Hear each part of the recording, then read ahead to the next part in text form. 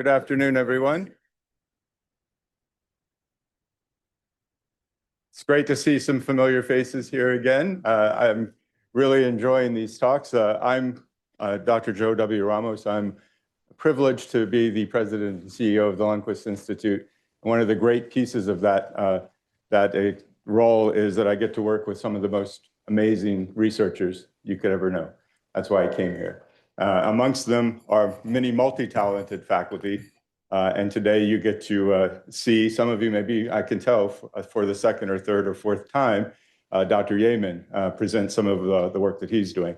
He is advancing our understanding of antibiotic-resistant microbes every day. He's coming up with new ideas about how we can attack those. I learn from him constantly about that area, but we also share a love of music. And the last time I came to introduce him, there was a guitar sitting up here, but I don't see one today. So no guitar today. But I'm really excited about this talk. With COVID, everybody, I think, got alerted to the effects that pandemics have and how they can come out of nowhere. And so to get a little bit of a history on how infections and immunity have affected human health over time and how they affect societies, I think there's no better person to help guide us in that than Dr. Michael Yeaman. So I'm going to turn it over to you, Michael.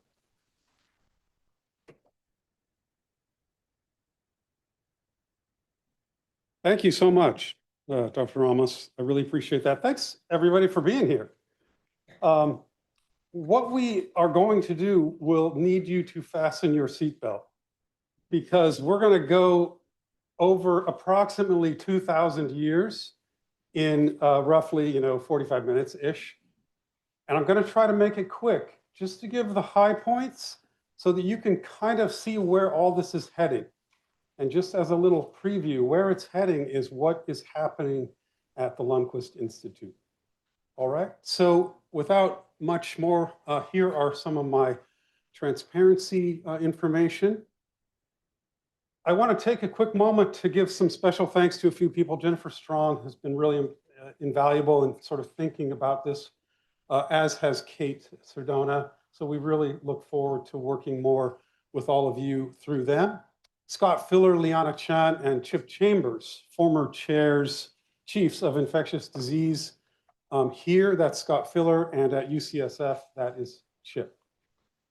I want to start by just reminding you that human infections are a unique type of disease in humans. First, they are the only disease in which there are other kingdoms of life challenging the human. If you have, chronic kidney disease or heart disease, et cetera, that's all human. But when you introduce a whole other organism, now you've got two life forms that you've got to deal with. One is the bug and one is the host.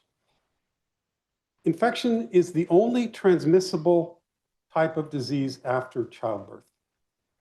I cannot give you hypertension, for example.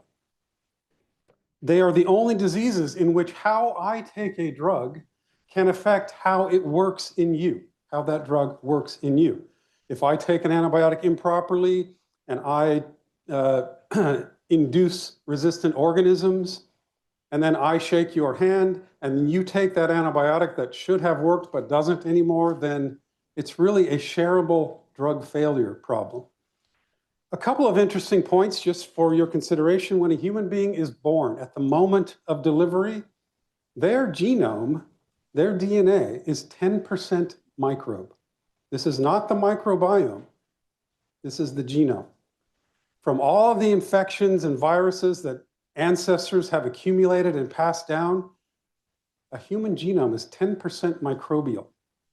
Now, separate from that, by the time one is my age, we are 10 to 100 times more microbe than human, and that's the number of cells.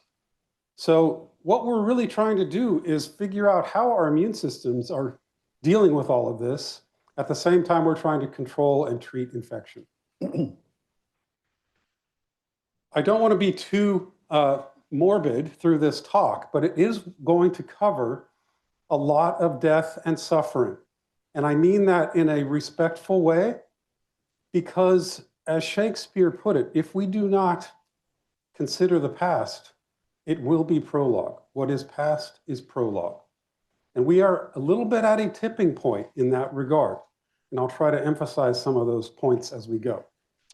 Okay, to try to give a little sense of impact here, I'm going to go through what I call the top 10 infectious diseases in human history. Now, that's just my top 10. I'll show you the criteria we used, but it's really subjective, and you could make an argument for a lot of different organisms. Here are the criteria. First, has to be caused by a particular organism, not a collection of organisms. It has to be highly lethal. There needs to be terror and stigma associated with it because we're talking about infections that have shaped history. Has to have a big global impact in terms of prevalence, geopolitical impact, and then I'll try to mention some of the ingenuities that the organisms use to outpace us. So there's a lot going on here. Are we ready? Okay, this is going to be fast-paced. So first, the honorable mentions. Those that almost made the top 10, you could make a good argument for many of them, but I chose for these not to be in the top 10. Everything from polio, for example, big societal problem, decades ago. We have a vaccine for it. It crippled many people, did not kill many people. So you could factor all those things in and consider maybe that's why it's not in the top 10. Yellow fever, SARS, and MERS. Rickettsiosis, those include everything from Q fever to Rocky Mountain spotted fever and everything in between. Hepatitis, all of the hepatitis viral infections, many of which cause cancer in the liver. Hemorrhagic fevers, Ebola, Rift Valley, dengue, all of that stuff. Scarlet fever, if you're ever walking through a graveyard in Boston, just check the names on the headstones. Many of them will be children having passed due to scarlet fever. Diphtheria, pertussis, tetanus, anthrax, typhoid fever, visceral leishmaniasis, which we don't see a lot around here, has a 100% mortality if untreated. Measles, mumps, rubella, of course. We thought we had measles conquered nearly, but that's had a setback. Hansen's disease, leprosy, dysentery, rabies, pneumococcus, gonorrhea, multi-drug resistant E. coli, trypanosomiasis. In many places in Africa, it is uninhabitable because of this infection. About 2 billion people in the world are infected with worms. Flatworms, roundworms, helminths, causes a big problem. And I would be remiss if I did not include fungal infections, mycoses, on the honorable mention list. Okay, with that, let's take a dive into what I consider the top 10. First, COVID. Now, you can imagine it's at number 10. It's not at number 1. Even though we all had a big scare and our lives were flipped upside down over the last 5 years. But let's think about this. Here's an image, an electron micrograph of the SARS-CoV-2 virus. You can see it's called a coronavirus, meaning like the sun, because it has the spikes around its edges, makes it look like a sun. Inside of it is where the RNA of the virus is. Other than all the stuff you already know about COVID, which I'm not going to go into, there were a couple of silver linings, if you will. One is we all got to learn about the Greek alphabet, right? We're on Omicron, but there's many more to go still. And by the way, the virus is still mutating. Likewise, for those of you who like interesting new creatures, this is the greater pangolin, or the spiny anteater, which is one of the only natural reservoirs for these viruses, along with bats. So for each of these top 10, I've created a little scorecard, and maybe this will help you, but it has to do with quantitative impact, epidemiologic profile, geopolitical turmoil, and pathogenic ingenuity. Okay, if you look at the quantitative impact, about 7.2 million people died due to SARS-CoV-2. There's still about 60,000 cases in the world. There is a strain called B1.1.529, which is emerging pretty quickly in Germany right now. If you're wondering how many distinct genomic variants have been identified, 4,578 as of this morning. So there's a lot going on. It's spread by aerosol, direct contact. There may be pets and other animal intermediates. There was no natural immunity prior to 2019, and it often targets the extremes of age, those with comorbidity, and can form long COVID, as we all know. Under the geopolitical turmoil, it halted societal interaction and commerce. It's pretty surprising that the stock market didn't crash to zero during all that time, but it didn't. It dropped about 20%. The UN estimated worldwide cost of COVID $82 trillion. It impacted the supply chain, caused vaccine nationalism issues, et cetera, et cetera. This is a very smart virus in a lot of ways. One, it exploits a key receptor in our body called the ACE2 receptor, and in doing so, causes immune dysregulation. Our immune system responds to it very strongly, but in the wrong ways, and ends up harming us. It has something called error-prone polymerase.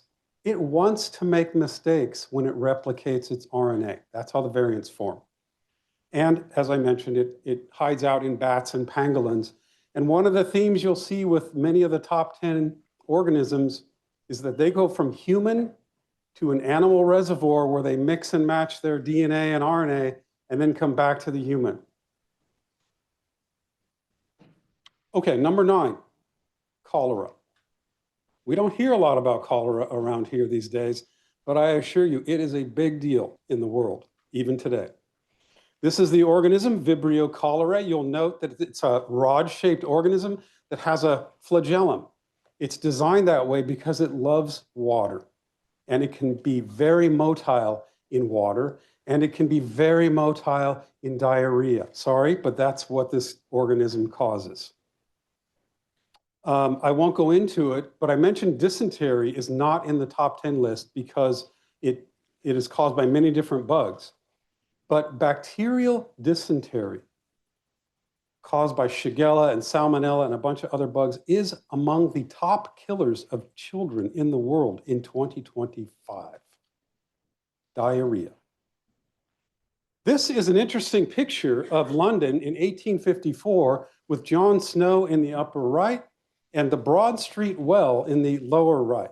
You can see that Dr. Snow looked at all the cases of the 1854 cholera outbreak in London and traced them all back to a pump, a water pump, the Broad Street pump.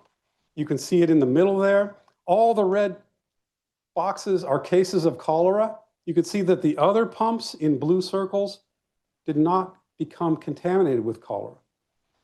He termed this an epidemic and really became the father of epidemiology for that reason. It doesn't take a rocket scientist to understand that this is called a cholera bed. One lays on their back, and basically fluids are put into them, and fluids are excreted into the pan below. People can survive cholera just fine as long as they are hydrated and given electrolytes. Without that, certainly suffering and death. Here's the scorecard. About 150 million people have died due to cholera. There are still over 100,000 deaths annually worldwide, 3.5 million cases of cholera per year in Asia and Africa. It's transmitted by something called the fecal-oral route, which is water or contaminated food. It's usually related to poor sanitation. There is a vaccine for people who are at high risk during travel. It can be treated with electrolytes plus or minus antibiotics. I mentioned the 1854 epidemic. It is one of the top United Nations and World Health Organization proxies for determining what they call state fragility. If cholera emerges somewhere, it's really an indicator that the infrastructure of that region is not stable. Often occurs during wars and after typhoons, because typhoons will bring seawater in, mix with the sewage water, and everything gets mixed up, and then the pumps get contaminated, et cetera. This bacterium acquires new genes from viruses that infect other bacteria, called bacteriophage. It has a very intriguing mechanism called a type 4 secretion system, where it injects toxins into competing microbes to clear the way in the GI tract so that it can survive. And of course, it's no coincidence that diarrhea is its main symptom. Why? Because that's how it spreads itself to other people. How's this going so far? Okay. Okay, number 8, staphylococcal staph infection. This is an electron micrograph of Staph aureus. If you remember the elemental table of the symbol for gold, that's aureum. Staph aureus is called the golden staph or the regal staph or the king staph. It's the most common pathogenic form of staph. Okay, I should have given you a warning, but there will be a few images like this just to bring it back to reality here. Staph can infect any tissue. Upper left, scalded skin syndrome, which leads to something called exfoliation, where you get peeling of major layers of the skin off. Cellulitis also looks like this. But you can have very specific infection sites like an abscess or a carbuncle or a furuncle that's in the top center. Staph loves to infect eyes, everything from blepharitis to ophthalmic infections that enter the eye globe, and you'll see pus fill the orbit. It's not good. Vision is threatened. Lower left enters the bloodstream, bacterial septicemia, if you will. That is very dangerous. Even with standard of care, 40% of people die. Lower center, prosthetic joint infection. Staph is among the top causes of infection of replaced joints. And then lower right, staph infection of heart valves called endocarditis. You can see it doesn't care where it is. It will infect that tissue. It lives on us as a commensal. It's an opportunist. When we get punctured or are on immune suppressing agents, this is when the bug emerges. I'll just go briefly here, but it's a moving target. Staph has genes that will, when it first enters the bloodstream, turn up all of the adhesins needed for the bug to stick to something. It's got to stick to the inside of your blood vessels, to a tissue in an organ, etc. It will stick there and start reproducing. When it gets to a quorum, a large density, it turns off those genes and turns on genes to basically dissolve its way back into the bloodstream so it can start the process all over. It's really smart. This warning came from the World Health Organization just a month and a half, 2 months ago. You can read the purple stuff if you like, but the take-home message is 1 in 6 infections worldwide now are caused by a multi-drug resistant organism. That incidence has grown 40% in the last 5 years. The forecast is for it to continue to grow 5 to 15% per year. MRSA, which you've heard about, methicillin-resistant Staph aureus, and related bugs called gram-positive cocci. Multi-drug-resistant Acinetobacter baumannii, that's MDR-AB, and other like organisms. Some fungal pathogens like Candida auris, all bring the bottom line point, which is we need novel solutions. So about 90 million people become infected by staph every year. That results in somewhere between 2 and 5-ish million deaths. 1/3 of us carry staph in our nose. 10% of those individuals carry MRSA, which is actually a lot, 3 in 100 people. Okay, so multiply 3 times 8 billion and then divide that by 100. That's a lot of people. Passed by direct contact or contaminated surfaces, we don't really have great protective immunity. For example, with polio, we can be vaccinated and our immune system remembers that it protects us. With staph, many people get infections over and over and over. This has been a real challenge for the development of a vaccine against staph. We've been trying for nearly 20 years. We're starting to crack the code, but there's more work to do. MRSA and other multi-drug resistant pathogens are now seen by many countries and the United Nations as national security risks. Climate change will affect the transmission of staph. It is a pyogenic infection, meaning pus producing. That's usually not attractive. And it can disfigure as well, because it causes scars, et cetera. I mentioned it's really adapted to humans. It will only survive on mammalian skin that has fur. It likes humans best. I told you about quorum sensing, and it's really a friend when it comes to sharing antibiotic resistance genes. It will share with almost anyone, other bugs in the gut, as well as other types of staph. Number 7, influenza. And again, I'm just going to keep rolling through this pretty quickly, okay? So this is high level. This is an image of an influenza virus interacting with an epithelial cell in the lung. What you can see is it causes that cell to wrap around it and will ultimately cause that cell to ingest the virus. Remember, viruses are really just software. They need the hardware of a cell to replicate.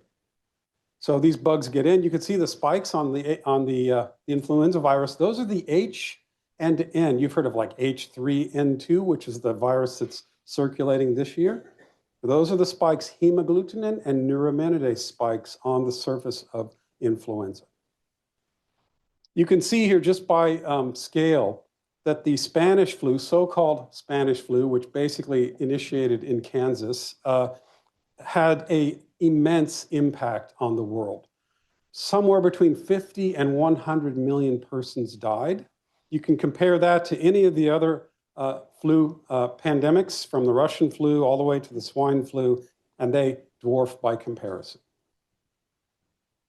Oh, sorry, I should just note that we often think about flu as just, something that we deal with every year, et cetera. But look at the lower right.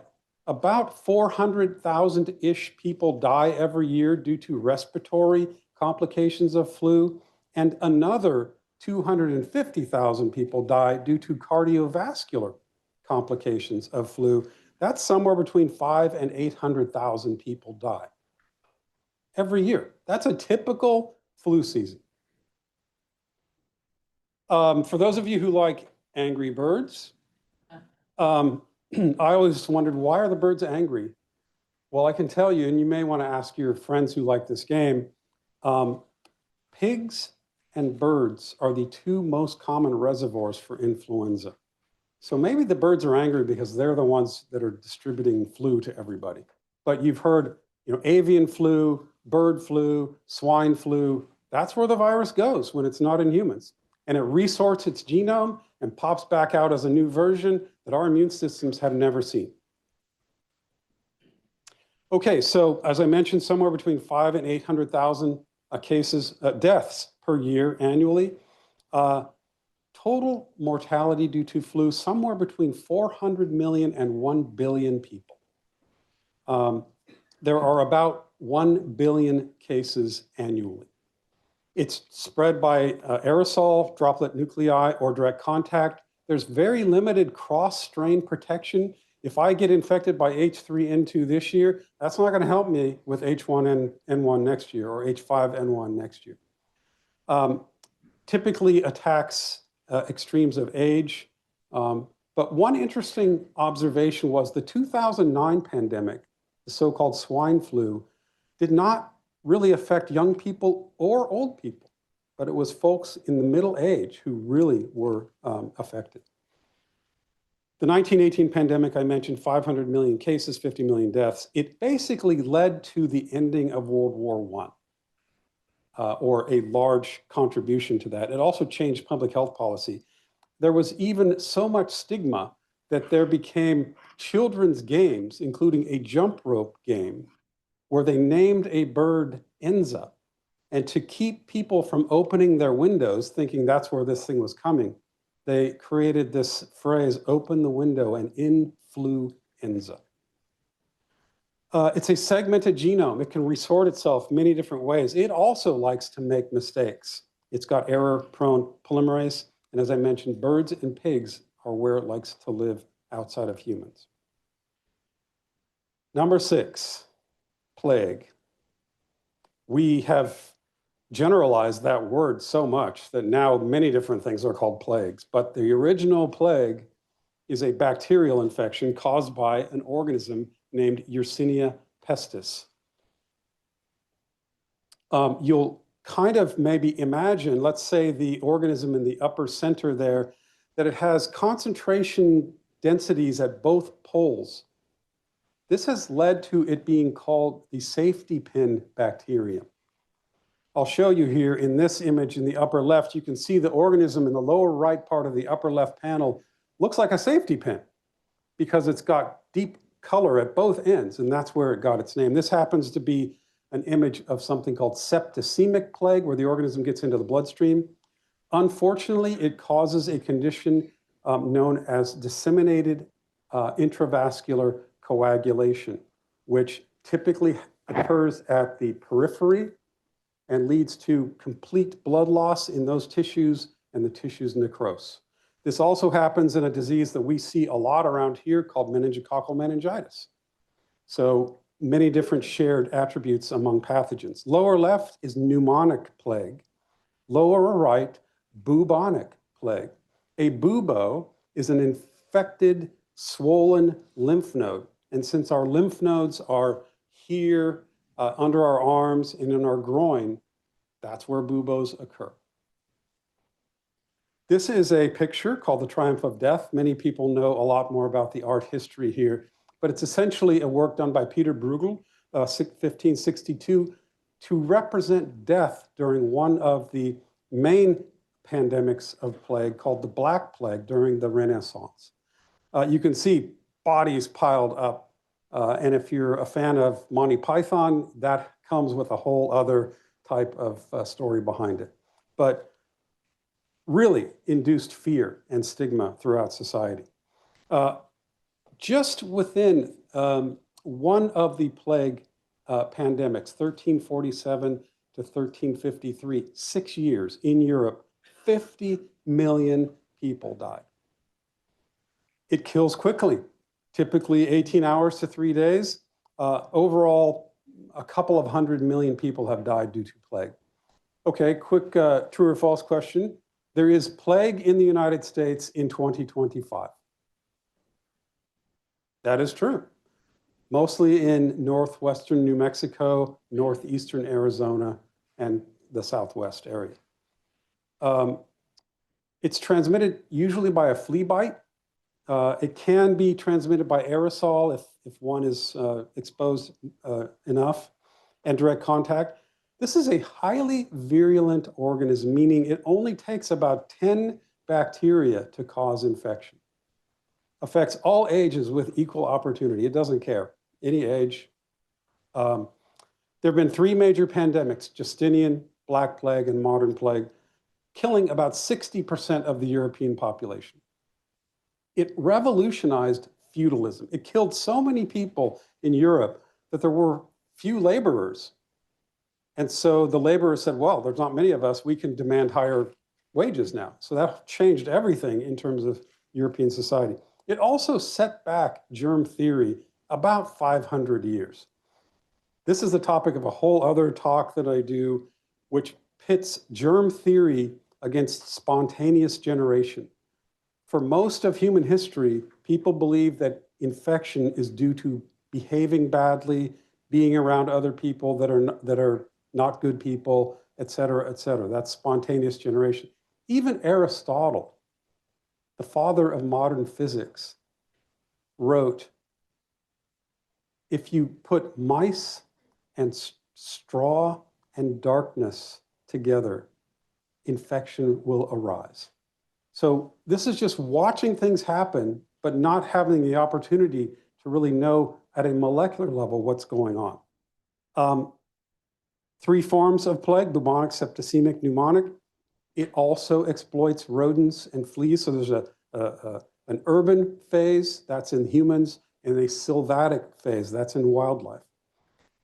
Compared to Vibrio, which injects things into competing organisms, Vibrio cholerae, Yersinia pestis, the agent of plague, has a type 3 secretion system, meaning it injects things into our cells to kill us.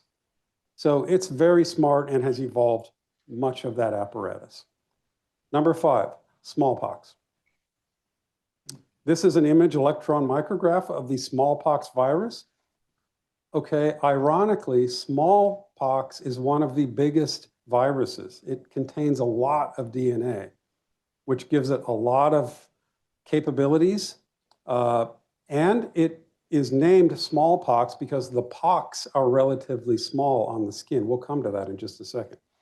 The official name is the variola virus. You might be interested to know that in the United States, at least, the initiation of the smallpox vaccination program began with Andrew Jackson in 1832, something called the American Indian Smallpox Vaccination Act. Many of the tribal leaders did not believe in that. They felt they could avoid smallpox by way of hot baths and then cold plunges. Maybe that's where cold plunges began. I don't know. But unfortunately, just a few years later, a major epidemic occurred in the South, which killed many, many people in the United States. It took another 100 years before President Johnson created the Eradication of Smallpox Act in 1960. They funded work in the United States and abroad, including one of the initial launching programs of the World Health Organization. This was one of the most famous cases that convinced people that the smallpox vaccine was something that we really should use. These were twin brothers. One was vaccinated, one was not. So, estimated 1 billion deaths worldwide. The mortality rate, if untreated, and there really is no good treatment for smallpox, 30%, usually within 10 days. The latest natural case was in 1977.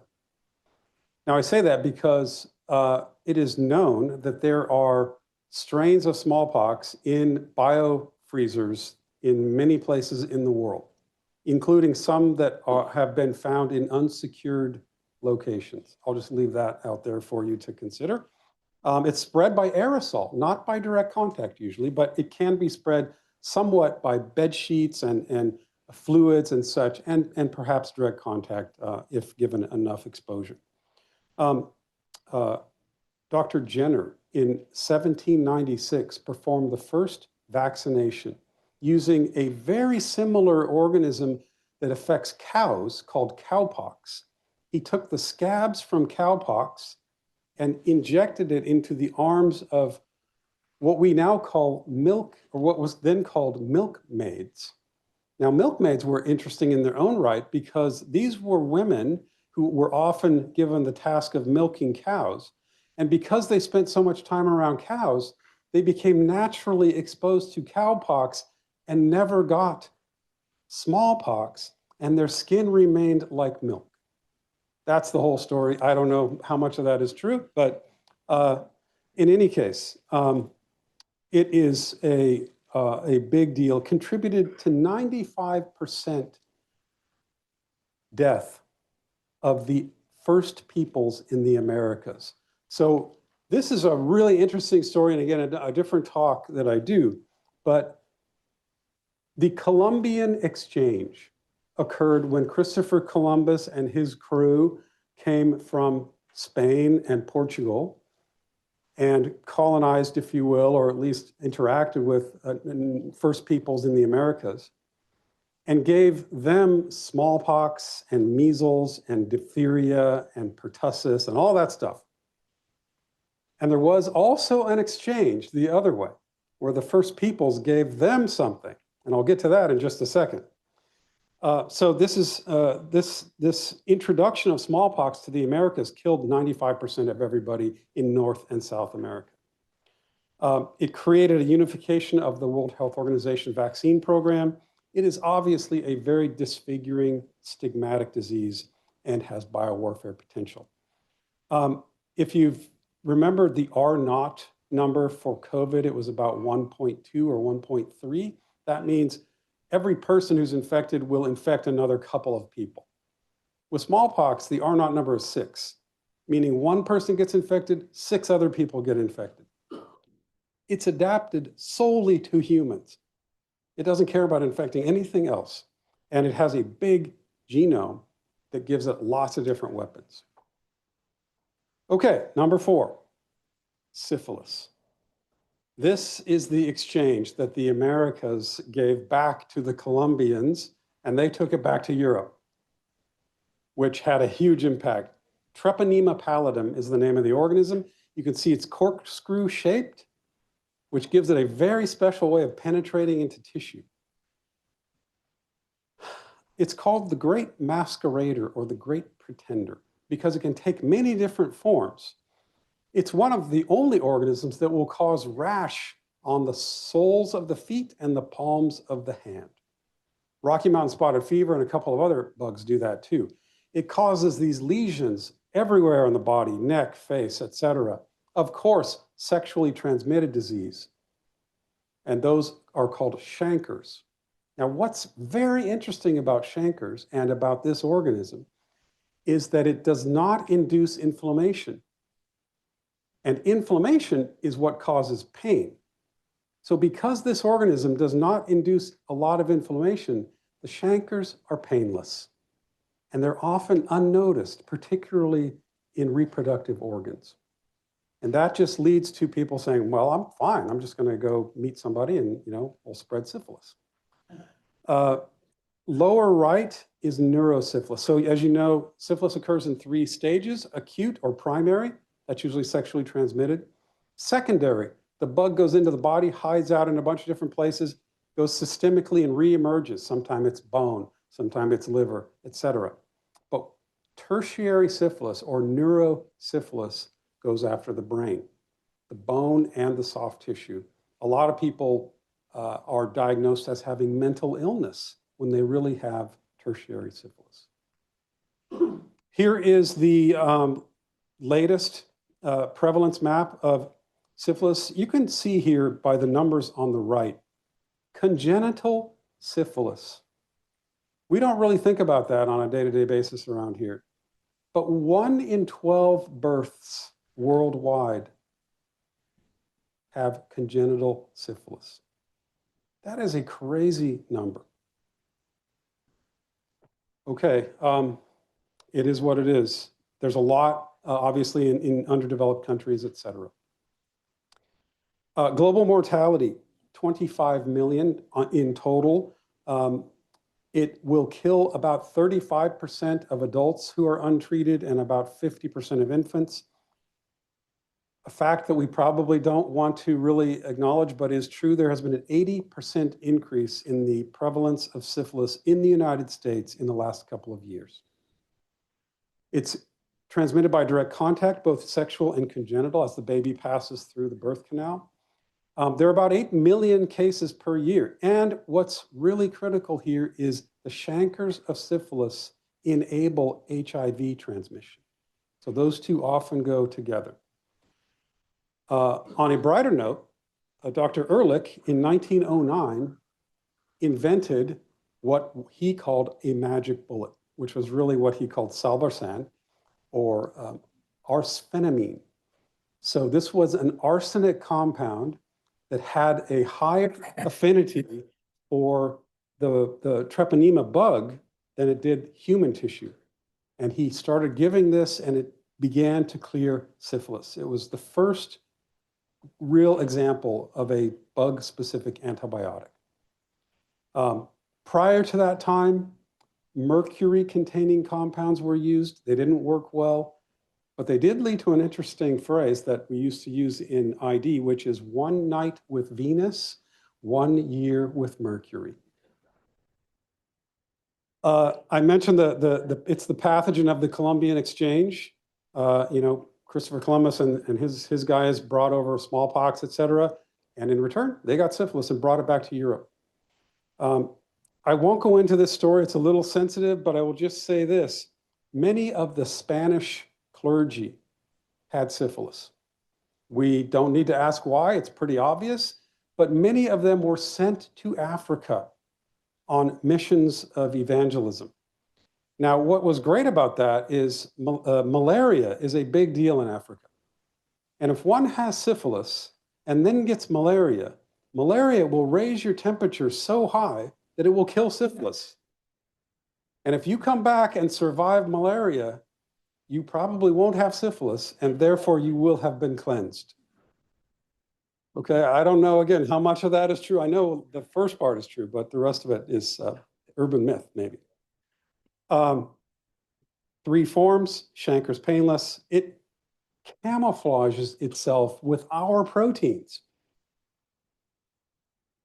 So our immune system says, well, that's normal, that's us. And this is how it avoids immune clearance. Number 3, we have to focus on HIV/AIDS for not just total impact, but also societal change. And I'll mention that a little bit here. This is a figure representing human immunodeficiency virus. You can see it has spikes on it, not unlike the SARS-CoV-2 virus. This is how they stick to our cells. I'll talk a little bit about that in a second. Here is the HIV/AIDS prevalence in 2024. You can see it has not gone away, even in the US. There's still about a 2% prevalence in the United States. It's much higher than that in other parts of the world. On a poignant note, you might remember the quilt that emerged in the early 80s. I'll just make a note that this has recently been digitized by the Library of Congress. You can go look at each panel. It's really quite moving to take a look at this stuff. It's also considered one of the largest community artworks ever. I think it has the Guinness World Record for that. Approximately 44 people have died due to HIV. 40.8 million people live with HIV. There's about 630,000 deaths per year as of 2024. It's transmitted, as we know, by bodily fluids, usually sexual. IV drug abusers can obtain HIV, congenital and blood transfusions occasionally, et cetera. It typically has an affinity for men who have sex with men, Black, African-American communities, and individuals of any race who are between 13 and 34 years of age. It's predominant in urban centers containing 500,000 people or more. The first 5 cases were reported here in Los Angeles in 1981. Our contribution to epidemiologic history, I guess. It revolutionized activism, right? We went from people sort of advocating for themselves to the entire community, and then large programs developing around advocacy for HIV. Of course, it comes with stigma, religious, societal. HIV has created the most orphans in Africa of any other cause. A beautiful, interesting story that I don't have time to talk about today has to do with the CCR5 receptor, which is a receptor on a T cell that HIV targets. It needs the CCR5 receptor to get into a T cell and kill the T cell. And that's how it suppresses our immune system. Well, it turns out that that same receptor is how plague enters macrophages. In fact, again, I don't have time to go into it, but there were a subset of men in San Francisco who interacted with a bunch of men who ultimately died of HIV/AIDS, but they never got infected. And if you looked into the molecular reason for that, they had a mutation in their CCR5 receptor that meant the virus could not bind to it. They did genomic analysis on those people, did sort of an ancestry or what does it mean 23andMe. And they looked at where those folks came from. And they came from Northern Europe, among people who survived plague.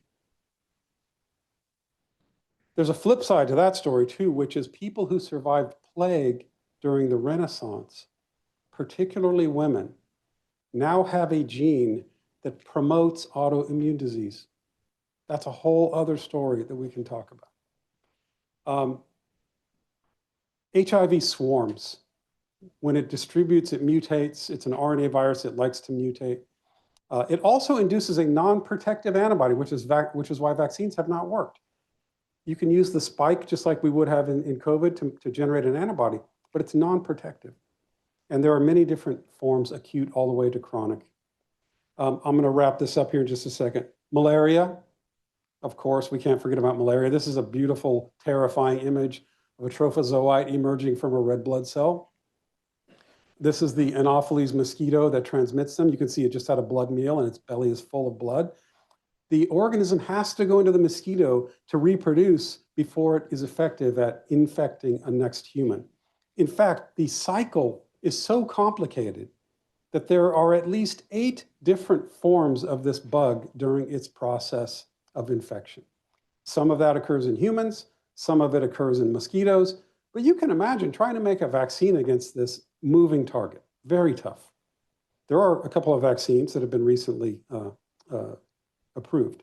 Here is the hotspot map for malaria, again, much in the sub-Saharan Africa and South America, et cetera. In case you're interested or you have the need to strike up a conversation at your next cocktail party, the tree is called the cinchona tree or the quinine tree. And this is how fever tree, tonic, that contains quinine for gin and tonic got its name. Okay, 2 to 3 billion people died from malaria, 600,000 just in 1 year. There are about 1 billion people today living with malaria, 2,000 in the US even. It's mosquito-borne, it's endemic in 83 countries. Resistance is rising. There are 2 vaccines that are somewhat effective, 70% or so. It has caused all kinds of turmoil throughout history, from global productivity, military, economic, et cetera. One thing that I should point out is the range of the mosquito life is increasing as the earth heats up. Most of the fatalities these days are in kids less than 18 years old. It is a shapeshifter. It will change form many times before it comes back to the human. Number 1, tuberculosis. Here is the tuberculosis organism in orange on the right, fighting off a white blood cell. It doesn't really matter if the white blood cell engulfs it. This bug can figure out how to live within this cell. In fact, that's the problem. Because when we inhale the organism, which is how it spreads, it goes, as is shown in the upper left, into a primary lesion. Macrophages and other white blood cells try to kill it. They cannot. The immune system ultimately gives up and says, well, we can't kill this thing. We're just going to put a calcium shell around it, a wall. We're just going to wall it off. Well, that turns into latent TB. People feel better. Their fevers go away. But then things like an automobile accident occur where their chest hits the steering wheel and cracks open these latent complexes and reactivates. It will go anywhere in the body: bone, brain, liver, lung, etc. This is a typical sanitarium of the 1950s and 60s. In fact, there was one about 100 yards from here. You can see the idea was sunlight, fresh air, and trying to keep people somewhat distant from one another. Greg Mason was a pulmonologist here for some time, who was a specialist and an expert for the LA Zoo because elephants get tuberculosis. They need 400 tablets a day, by the way, just saying. So more than a couple of billion people have died. Nearly 2 billion people currently infected, 50% death if untreated, 20% if treated. It's transmitted by aerosol, et cetera. I won't go into all the details. There is a vaccine called BCG. It doesn't work that great in many people. It's caused much geopolitical turmoil. It has a lot of different ingenuity for pathogenesis. Okay, the last few minutes. Francis Bacon said this in the 1500s, as I recall. He who will not apply new remedies must expect new evils. That's kind of where we are right now.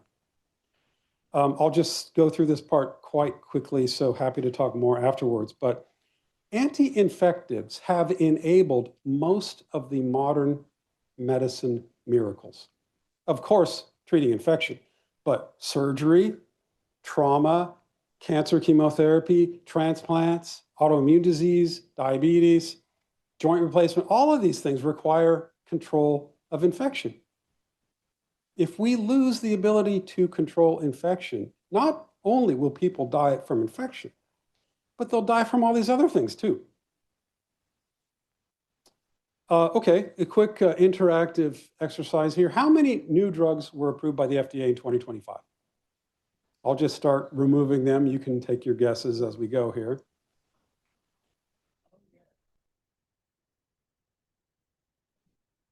46. Okay.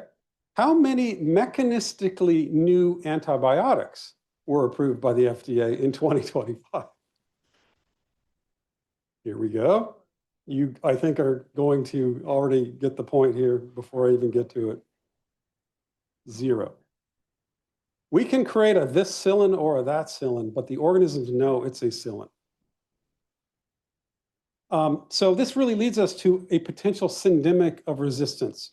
Okay, a sharp decline in new antibiotics, a sharp decline in research funding, particularly in the last year, a sharp increase in resistant microbes, and a sharp increase in the populations at risk of infection. If you put all this together, we worry that we're heading back to an era of untreatable infection.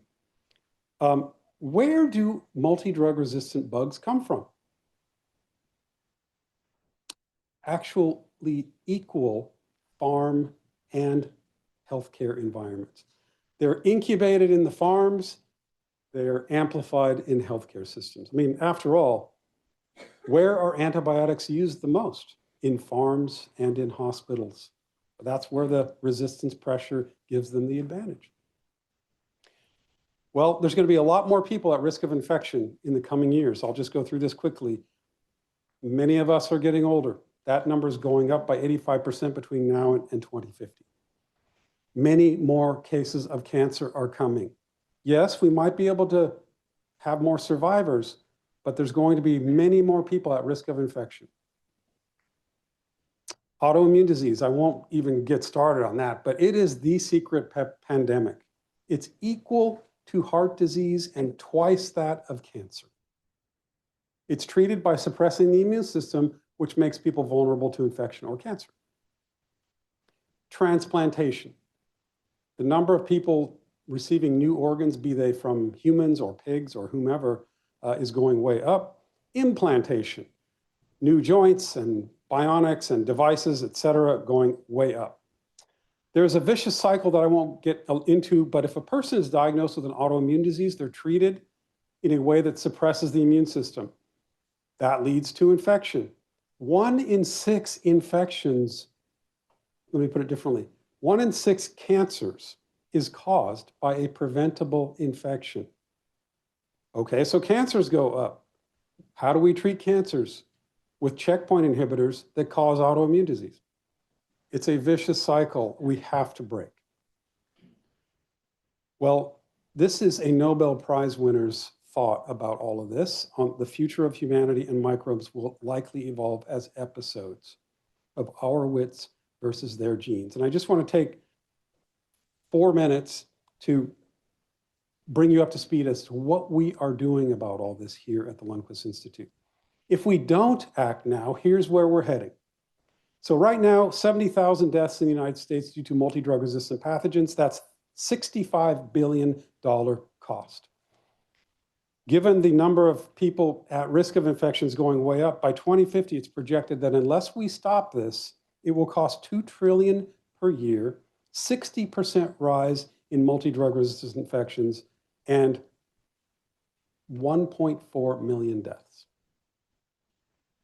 I won't get started on the vaccine topics lately, but as you're having your high-fat diet and canceling your vaccine schedule, you might consider that 150 million lives have been saved by vaccines just in the last 50 years.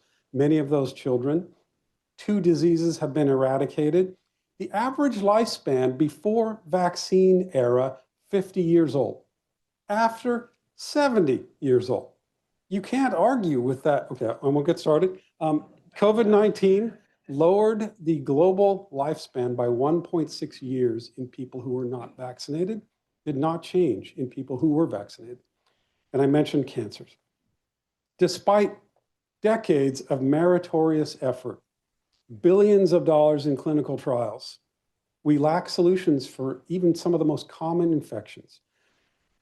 Increasing drug resistance and no vaccines. Staph, group A strep, flesh-eating bacteria, et cetera, multi-drug resistant bugs that get into our bloodstream when we are cancer treated, et cetera.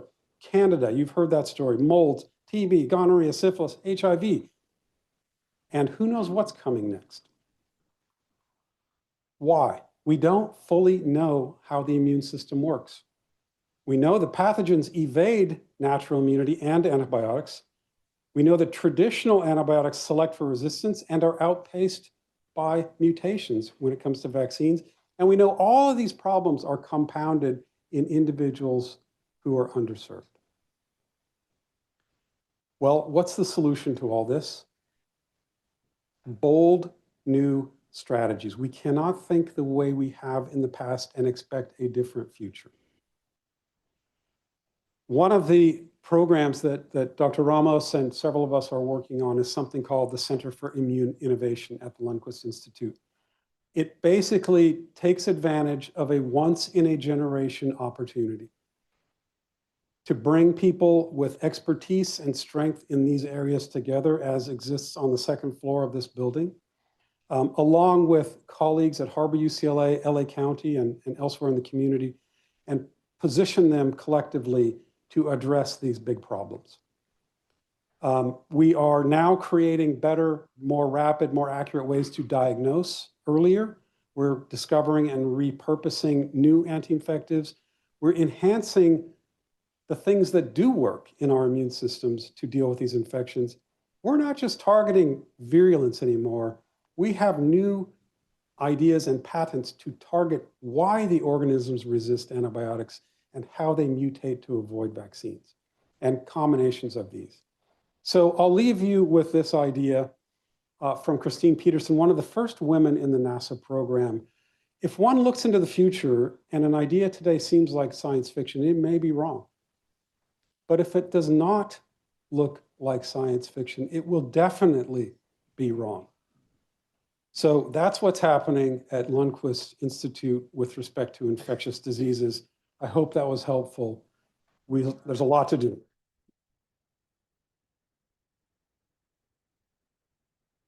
So,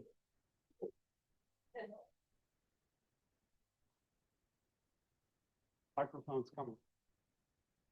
As a pediatric oncologist, I would add 3 more diseases, Your Honorable: HPV, rotavirus, and EBV. Yeah, absolutely. So HPV, human papillomavirus, a major scourge causing cancer from esophageal to reproductive cancers in women, preventable with vaccines. EBV, Epstein-Barr virus, causes cancer known as Burkitt's lymphoma, largely in Africa, not preventable yet, and also has been linked to multiple sclerosis. So there's a lot to do there as well. Thanks for the point.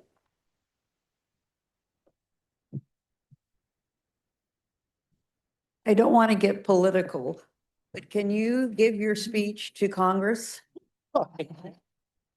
Sure. Will you bail me out when I? Okay. Okay. Thank you. I appreciate that.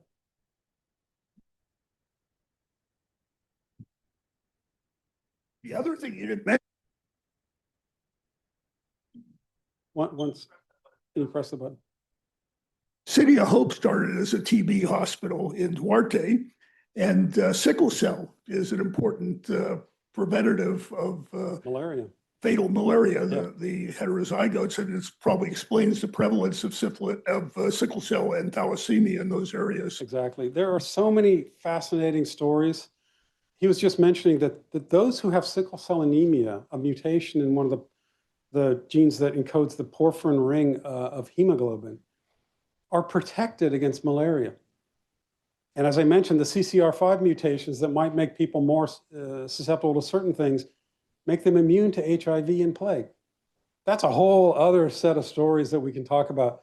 But you know, you mentioned City of Hope being a TB place originally.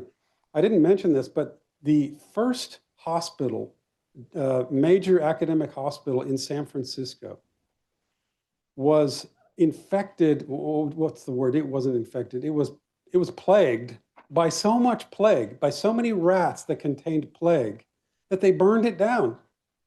They burned the hospital down on purpose to try to get rid of plague. That's going back a while, but just to show you the impact, and this is just right here in our own backyard.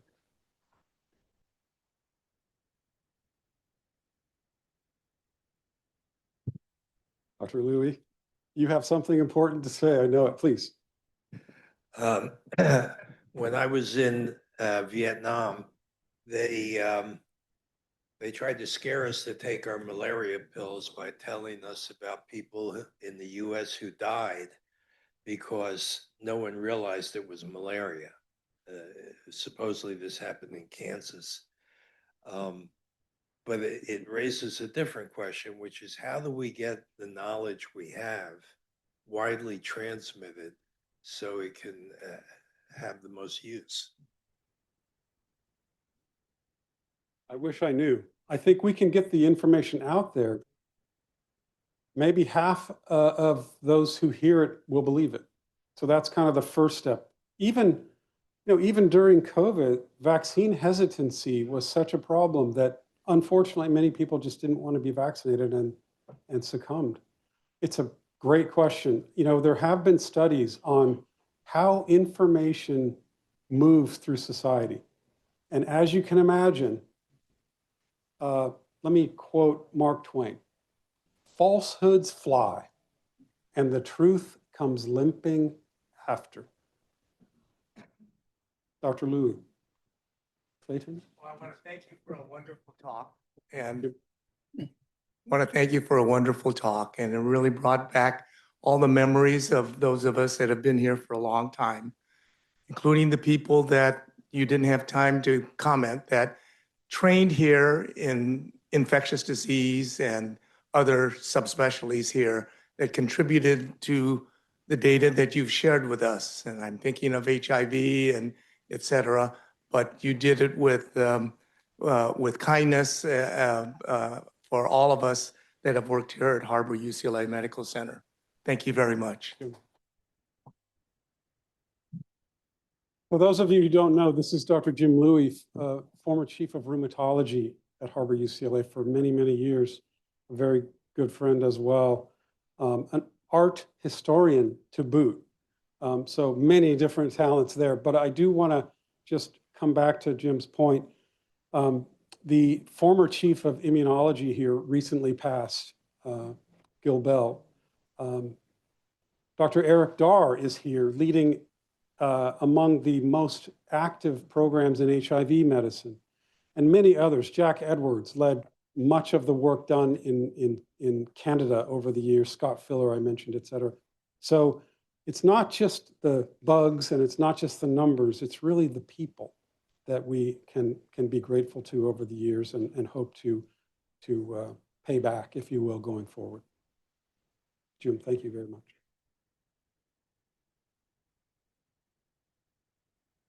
Happy to chat some other time if you like, if you're interested in more info, and we'll talk again soon, I hope. Okay, thank you so much.